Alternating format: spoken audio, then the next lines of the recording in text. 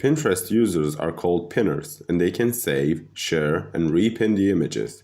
They can also follow other pinners. A save, or with its former name, repin on Pinterest is a feature that is similar to retweet on Twitter.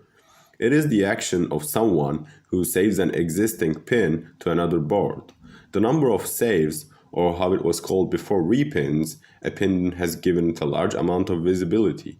The algorithm here is similar to other social media platforms. The visual with a higher rate of saves will gain more popularity since Pinterest will start promoting the pin by making it visible in search results.